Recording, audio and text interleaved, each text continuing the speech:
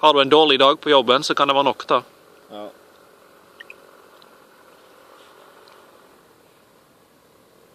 Men det utstyret er jo alfa og omega. Ja, det er jo det.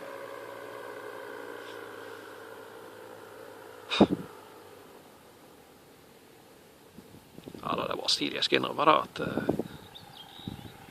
jeg tror ikke jeg hadde vært redd om jeg hadde prøvd det, men jeg kan det ikke.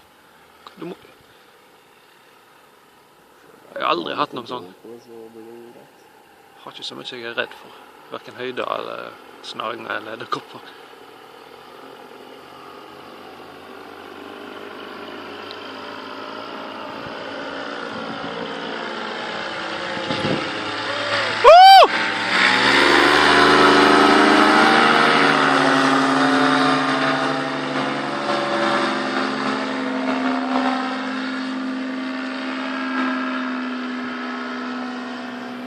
Det er altså omtrent helt vindstille.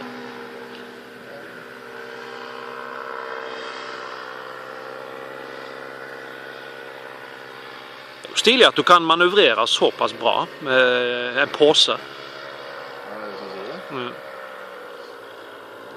Nå tenker jeg han går inn for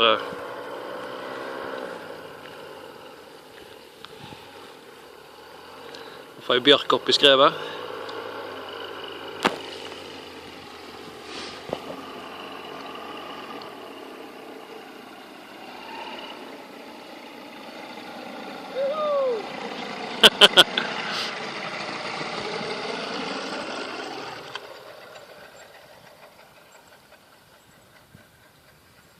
Flink mann.